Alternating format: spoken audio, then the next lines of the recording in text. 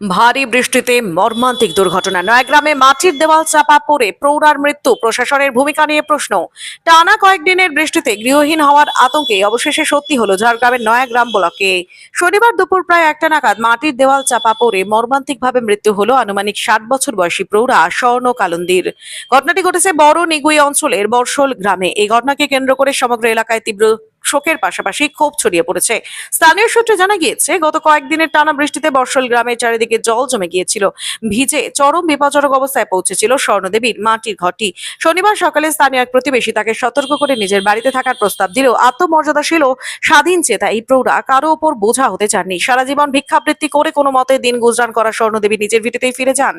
দুপুর নাগাদ আচমকা সেই জরাজীর্ণ মাটির দেওয়াল ধসে তার উপর পড়ে। ঘটনাস্থলে গ্রামবাসীরা দ্রুত ছুটে এসে উদ্ধার কাজ শুরু করেন। খবর পেয়ে নয়াগ্রাম থানার পুলিশ পৌঁছে দেহটি উদ্ধার করে ময়নাতদন্তের জন্য পাঠায়। আবাসন যোজনা ঘিরে ক্ষোভ এবং গ্রাম জুড়ে আতঙ্ক। গ্রামবাসীদের অভিযোগ, দারিদ্র্যের চরম সীমায় থাকা সত্ত্বেও স্বর্ণকালন্দী কোনো সরকারি আবাসন প্রকল্পের সুবিধা পাননি। সময় মতো একটি নিরাপদ পাকা বাড়ি পেলে হয়তো আজ এই করুণ পরিণতি হতো না। শুধু স্বর্ণদেবী নন, এই ঘটনার পর বর্ষল গ্রামের আরো ভয়াবহ চিত্র সামনে এসেছে।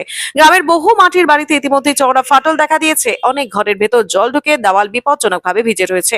যে কোনো মুহূর্তে আরো বড় কোনো দুর্ঘটনার আতঙ্কে দিন কাটাচ্ছেন বাসিন্দারা। পরিস্থিতির গুরুত্ব বুঝে ব্লক প্রশাসনের তরফ থেকে ক্ষতিগ্রস্ত ও ঝুঁকিপূর্ণ পরিবারগুলিকে স্থানীয় আইসিডিএস কেন্দ্র ও প্রাথমিক বিদ্যালয়ে অস্থায়ী আশ্রয়ের ব্যবস্থা করা হয়েছে। সেখানে খাবারের বন্দোবস্ত করেছে। তবে গ্রামবাসীদের প্রশ্ন, ত্রাণ শিবিরে দিন কাটানোই কি স্থায়ী সমাধান? এখনো বহু পরিবার ছোট ছোট শিশুদের নিয়ে ভাঙন ধরে যাওয়া মাটির এই ঘরেই রাত কাটাচ্ছে। স্বজনহারা নয়াগ্রামের মানুষের আজ একটাই মূল দাবি, আর যেন কোনো প্রাণ এভাবে সরকারি উদাসীনতায় ঝরে না যায়। অবিলম্বে গ্রামের গৃহহীন ও দরিদ্র মানুষদের জন্য নিরাপদ পাকা বাসস্থানের দাবি জানিয়েছেন বাসিন্দারা।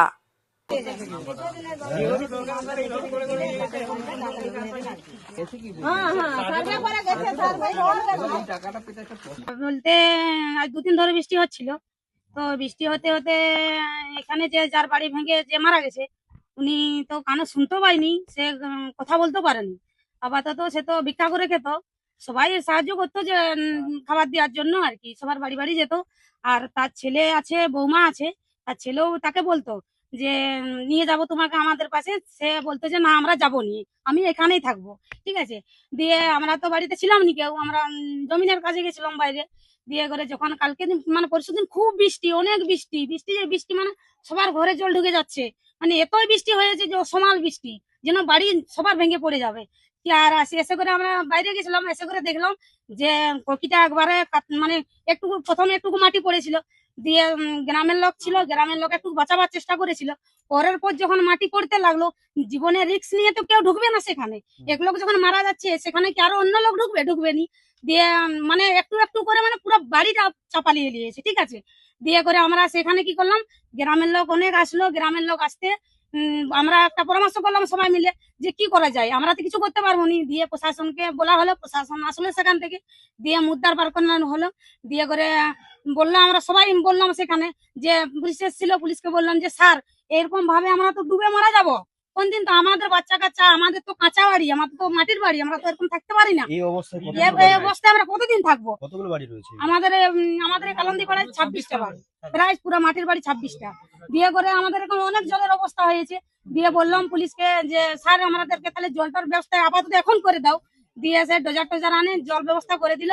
দিয়ে করে তারপরে আমি একটা কথা বলতে চাইছি যে আজকে সে মারা গেছে, আমাদের বাড়িতে ছোট ছোট বাড়ি, আমরা পরিবারে থাকি 6জন 7জন করে। যদি আমরা রাতের মধ্যে ঘুমিয়ে থাকি, যদি আমরাই মারা যাই, সেটার কোনো গ্যারান্টি নয়। সেজন্য আমরা যে নতুন সরকার এসেছে, নতুন সরকারের কাছে আমরা আবেদন করছি। আমাদের জমি জায়গা আমাদের কিচ্ছু নেই, আমরা ওরকম দিন আনি দিন খাই।